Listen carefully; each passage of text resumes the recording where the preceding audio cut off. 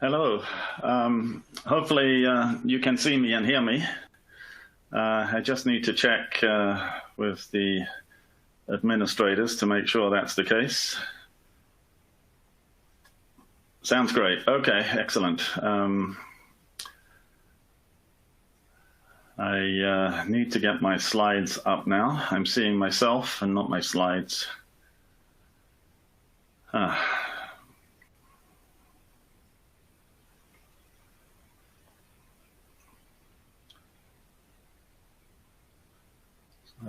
Excuse me, I'm having trouble getting the slides up.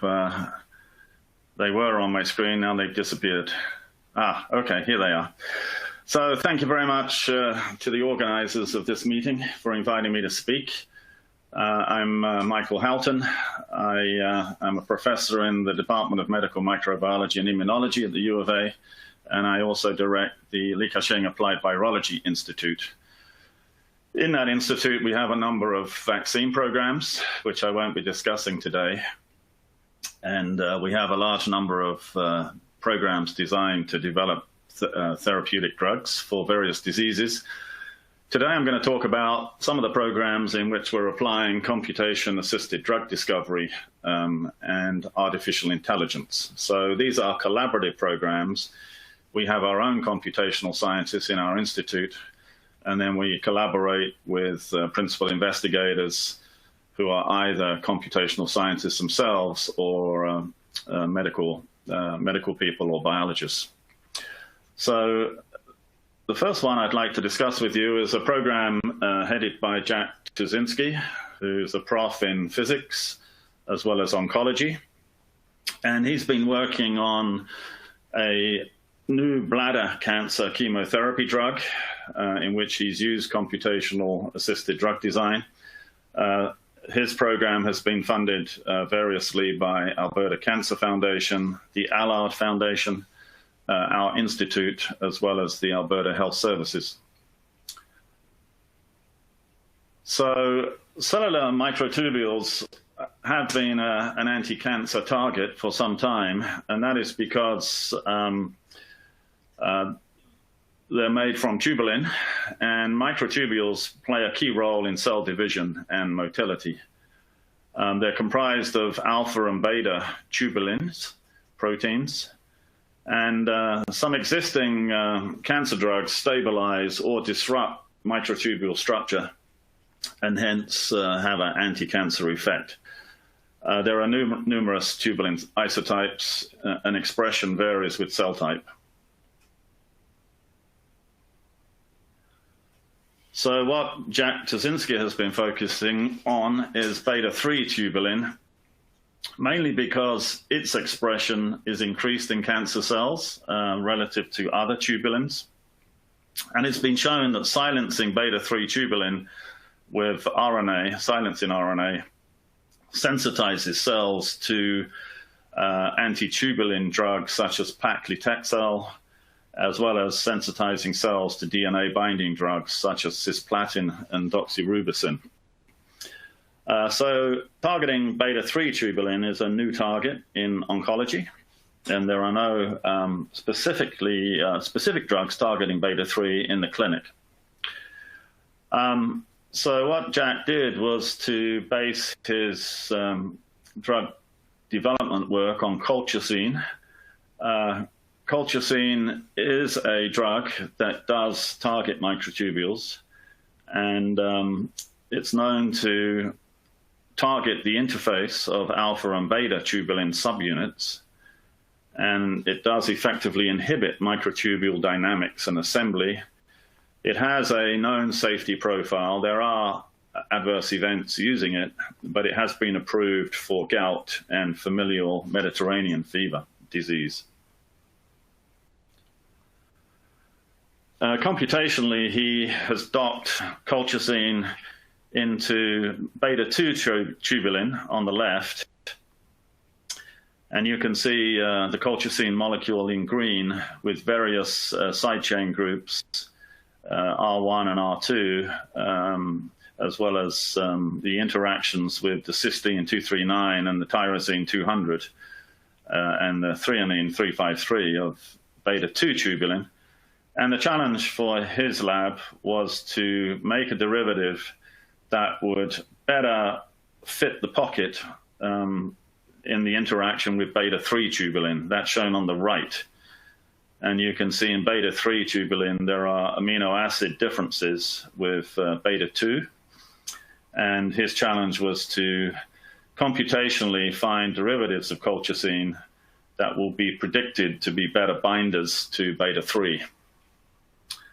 So he succeeded in doing this, and I'm showing here a few of his derivatives. He actually derived 70 or so derivatives, and these are some of the best hits. And this is a graph, or a histograph, looking at how these top drugs bind to the tubulin 3 pocket. We're looking at here simulated binding free energy of these drug derivatives, and you can see that the one on the right that's in the red box, CR42024, was predicted to have a significantly higher free energy of binding to beta-3 tubulin than the original colchicine shown on the left here. So that became his lead compound, and he's obviously looked at the effect of that drug on microtubules in lung cancer cells, A549 cell line. And when he uses that drug, he sees a disorganization of the cytoskeleton of the microtubules, membrane damage and blebbing. The IC50 of his lead drug is much lower than colchicine, which means it's much more potent. There's a reverse relationship between IC50 and potency. And at the bottom of this slide, you can see normal, the A549 cells untreated on the left. You can see the nucleus and the microtubules, the tubulin within microtubules in the cytoplasm and the membrane.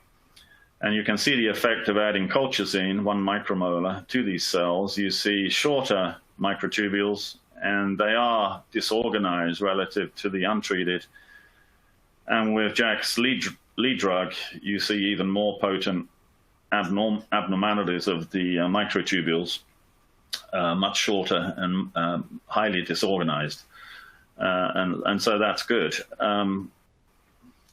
He has tested his drug in nude mice, immunodeficient NSG mice, containing a patient-derived bladder cancer xenograph. And in this graph here, you can see the growth of the tumor over time, shown in green, in the untreated mice.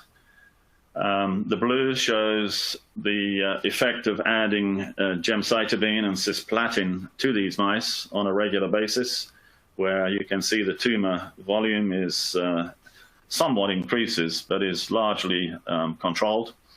And then his drug, CR4224, shown in the red, has a similar profile to gemcitabine cisplatin. In other words, it provides another drug to control tumor growth. So Jack Tuszynski, with funding from the Allard Foundation, has done all the preclinical work required, and he has permission now from Health Canada to start a phase 1 clinical trial at the Cross Cancer Institute.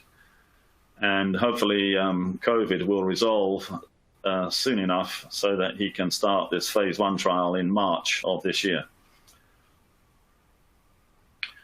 I'd like to turn to another program that our institute is involved with, and this is a program headed by Professor Khaled Barakat in the pharmacy school at the U of A, and has a large team of senior PIs associated with it. As you can see, Lorne Terrell, Joanne Lemieux, Fred West, Arno, and Shokrola Alahi. So that's a virologist, a biophysicist, a chemist, a toxicologist, and an immunologist. And the objective here is to make small molecule inhibitors of the CTLA-4 immune checkpoint. A few years ago, monoclonal antibodies to checkpoints like CTLA-4 were approved for human use in various cancers, and they've been shown to be to give rise to a substantial improvement in cancer care. For the first time ever, some patients with metastatic melanoma can be cured with these antibodies, as well as some lung cancer patients and bladder cancer patients also. Other checkpoints that antibodies have been made to that have been approved for human use include PD-L1, and there's a lot of activity with all the other checkpoints as well. So antibodies are used and are approved. The problem is with these checkpoints, they relieve immune suppression. Checkpoints emerge on T cells as a consequence of persistent antigen stimulation, either in the form of an infection that persists or as a result of cancer antigen presentation, which is persistent. The immune system has a way of turning off the immune response after several weeks by upregulating these immune checkpoints. The trouble is the antibodies, when they're applied, while they enhance cancer therapy, they also increase autoimmune effects, recognition of self, and sometimes those side effects can be very severe, even fatal. Antibodies, of course, have quite a long half-life in the body, and so we thought that it would be very good if we could make small molecule inhibitors of these checkpoints, and over time we focused on CTLA-4. And not only if adverse events occur can we simply withdraw the drug, because this will be orally delivered, but also when different checkpoint inhibitors are combined, the potency increases, the cancer therapy is improved substantially, but so are the side effects. So the field needs to move forward with combinations of checkpoint inhibitors, but it needs to be able to do it safely. So we see an important role for small molecules in this paradigm. So this work has been funded by the Alberta Cancer Foundation and the Li Ka-shing Applied Virology Institute. And so Hullard has modeled CTLA-4 on the T cell, binding to B7-1 on the cancer cell and on the antigen-presenting cell. You can see that CTLA-4, shown in green, exists as a dimer and binds to B7-1 dimer to actually deregulate the T cell activity. The T cells are still able to recognize the antigen, the cancer antigen, but they're no longer functional. They're not effective in terms of cytokines and killing and so forth. So the objective is to try to design drugs at the interface of CTLA-4 with B7 to abrogate that interaction, thus releasing the immune system to recognize and kill cancer cells. So what Hullard has done in his lab, he's used chemicals in known databases like zinc at the National Cancer Institute and Molport, where the structures are known. And he's used, he's done structure-based virtual screening using AutoDock to the interface of CTLA-4 with B7. He comes up with potential docking configurations shown here, to which he then performs molecular dynamic simulations and also estimates the predicted free energy of binding. At the end of that funnel, he comes up with thousands of hits, which are graded in terms of potency of binding, predicted binding energy. And then biologists get to work to find out which ones are positive. Usually this kind of method, you can come up with maybe 50 or so or 100 drugs, and you usually find good hits out of that small number. In contrast, drug companies, the major pharmaceutical companies, usually do wet lab screening of 500,000 or so compounds to find their hits. So this is an ideal way for us to find hits because we don't have very large, highly pedigreed chemical libraries at our disposal. Anyway, one such hit, N17, was obtained, and this is an ELISA assay looking for the interaction of CTLA-4 with B7. And so we can monitor the abrogation of that interaction. Here is shown the effect of the antibody to CTLA-4, the clinical antibody. You can see it very effectively inhibits the interaction of the receptor with its ligand. And N17 also does a pretty good job at abrogating that interaction. This is a dose response that you're looking at. So N17 was one of the major hits out of this program. It still has a weak affinity. It has a IC50 of around 30 micromolar, which is fairly weak, but you can see it is quite effective at blocking the interaction.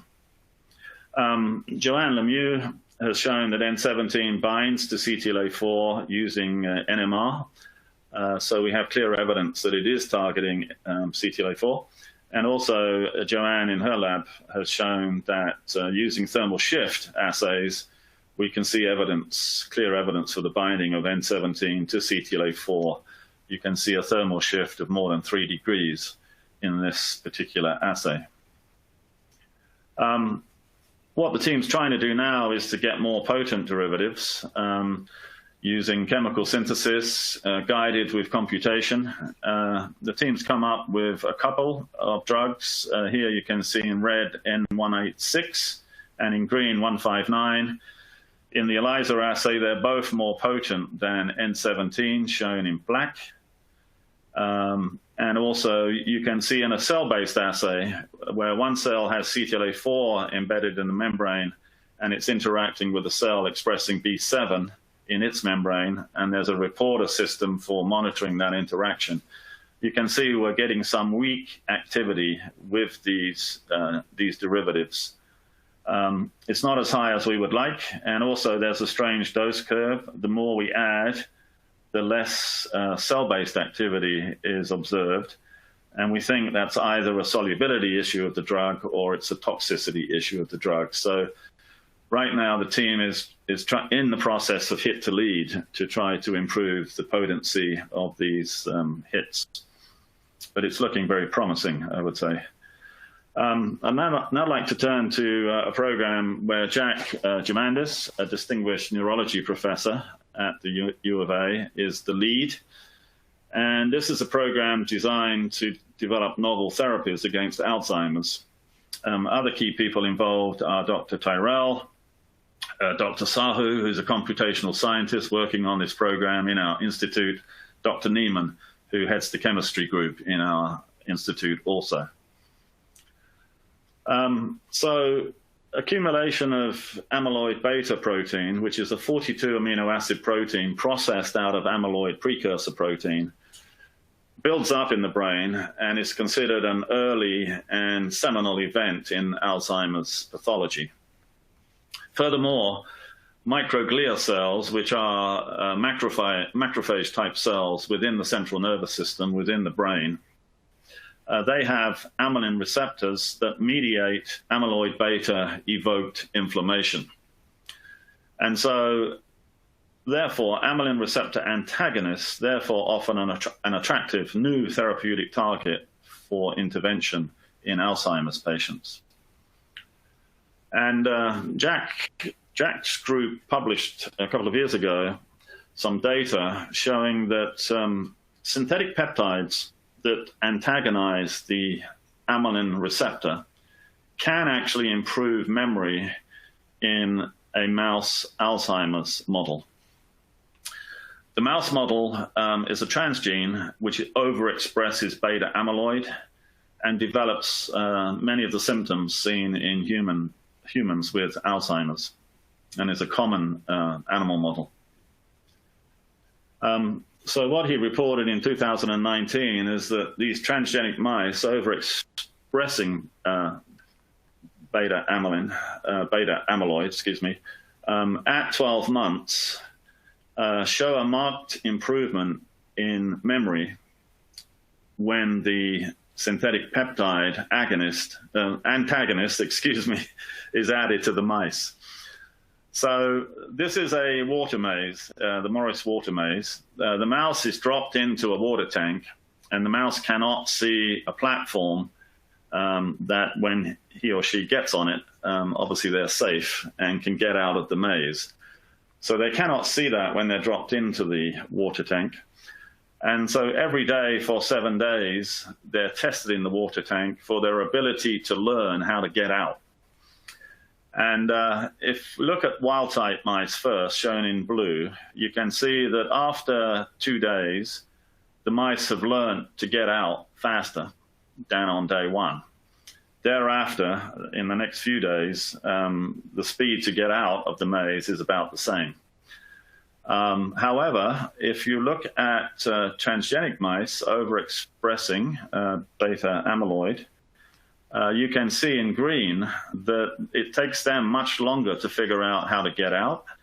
And over time, they do learn to get out more quickly, but the time of exit is still much higher than the wild type shown in blue.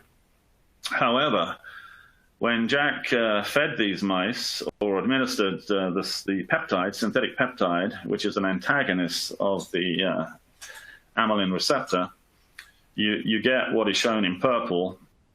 You get initially a much longer time to get out of the maze, but they learn faster to get out relative to the controls in green.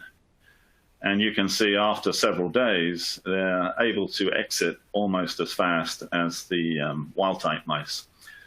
So this is clear evidence for being able to solve the maze to improve memory by administration of this amylin receptor antagonist. Kamlesh Sahu then set to work to try to replace the peptide with a small molecule. So the amylin receptor 3 is shown here. It comprises the calcitonin receptor in purple, bound to the receptor activity modifying protein 3, otherwise known as RAMP3. And so the peptide shown in green abrogates the binding of these two proteins.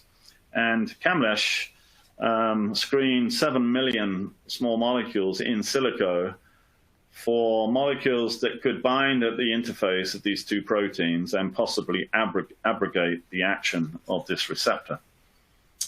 Once again, he came up with just 20 or 30 molecules that he predicted would be strong binders. And in Jack's lab's assays, which are various, several hits were recorded. So it's a very fast way to get hits using computational drug screening. One of the assays, I don't have time to tell you about all the assays, but one of the assays is a surrogate assay for memory in rodent hippocampal brain slices. And it involves long-term potentiation of signal in the rodent hippocampi. So brain slices are made, then an electrical stimulus is applied, and then the transmission of that signal is monitored over time as a high-frequency synaptic signal. And what we're looking at here is the LTP, which essentially is a memory trace in wild-type mice, shown in black. So here they were stimulated electrically, and then over the next hour, the potentiation of that impulse is measured. You can see it obviously goes up very quickly as a result of the pulse, and then slowly declines, but still there is evidence of transmission of that signal for 60 minutes thereafter. Now, in the transgenic mice that are overexpressing beta amyloid, you get a different picture. Those are shown in red. You see a smaller response to the electrical stimulation. It subsides and then almost returns to background levels over the course of 60 minutes. However, if the brain slice is perfused with the active peptide at 250 nanomolar concentration, you get what is shown in blue. In other words, a picture that's very similar to the wild-type mouse signal. So this was published and clearly shows that a peptide antagonizing the amylin receptor can actually improve signaling of the synaptic response, as well as memory behavior in the maze. Now, one of the small molecules that the team has come up with is 9012, And in the long-term potentiation assay, we're seeing a similar profile. In black is the wild-type mouse stimulated, and then synaptic transmission is monitored here. You can't hardly see it, but it is there, the black, black line. The transgenic mouse overexpressing beta amyloid is shown in blue, very similar to what I showed you before. However, if you take the Alzheimer's mouse brain slice and treat it with the small molecule at 1 micromolar, you get what is seen in yellow, which once again is very similar to the wild type response. So we believe this drug and related drugs are able to exhibit properties of the peptide and hopefully will improve memory in these animal models of Alzheimer. So currently we're testing 9012 and derivatives in Alzheimer's mouse models, and we're administering drugs systemically or orally, hoping to see an effect eventually with an orally delivered drug. I'd like to finish the last few minutes with some work that we're also doing on cardiac ion channels. We got into this work many years ago because Bristol Myers Squibb had developed a polymerase inhibitor of the hepatitis C virus. They ran a phase 2 clinical trial, and 6 of the volunteers who had hepatitis C experienced cardiac failure, and several of them died. Over the next few years, Bristol Myers Squibb presented evidence that it was a mitochondrion poisoner. But what we showed computationally, we means Dr. Barakat, he's now faculty member in pharmacy. He modeled the HERG potassium cardiac ion channel, shown here. And computationally, he could show that the BMS drug actually could bind right into the pore of that ion channel. And Anwar Mohammed, a postdoc at the time, was able to show in functional HERG assays in cell cultures, along with Rakesh Bhatt, that the drug did actually inhibit the function of the ion channel. So we think this could have contributed to the heart failure.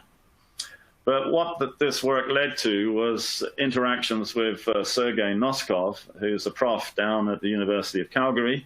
He's an expert in machine learning, and he's developed an artificial intelligence model for predicting the ability of drugs to bind and block the HERG channel. So I do not have time to go through all the details, and he would be better equipped to do that rather than I. But essentially, he's come up with a machine learning model that very well predicts the ability of different drugs to bind and block the ion channel. So here, he's looking at several hundred drugs, all indicated with a plus symbol. And we're looking at the relationship between the IC50, the minus log IC50, on the x-axis, and the score coming out of the machine learning algorithm. You can see there's a very nice correlation. It's almost a perfect 45-degree line. And we are now transferring this model, or we will be shortly, to the Applied Pharmaceutical Institute at the U of A, so that this is a machine learning model that they can offer to their collaborating pharma companies. Not only can it predict the binding and blocking of HERG, but Sergei has used it very successfully to salvage drugs. Often, clinical development of drugs is stopped because HERG binding and blocking is observed, and that's often a cause for dropping the program. But sometimes drugs get quite a long way ahead along the way of clinical development, sometimes into phase 2 and phase 3, where a lot of money's been spent, and the final derivative is shown to be a HERG blocker. So Sergei has developed multiple algorithms focusing on different parts of the molecule to predict potential interactions with the HERG ion channel. And what this does is it gives a good indication of where the problem is and then you can attempt to do things about it. You can modify that chemistry, thus abrogating the hERG blocking while maintaining the activity of the drug against its intended target. So he has successfully demonstrated this on a couple of occasions. So we think this will be a very important tool to offer pharma for their programs. Okay, I've finished now. I'd like to thank you for your attention, and I'd like to again acknowledge the principal investigators and their labs who we work with on these various programs. And they are, again, Jack Tuzinski, Jack Jamandis, Harlet Barakat, and a big team of PIs, and then Sergei Noskov. Thank you, and I'm happy to take any questions.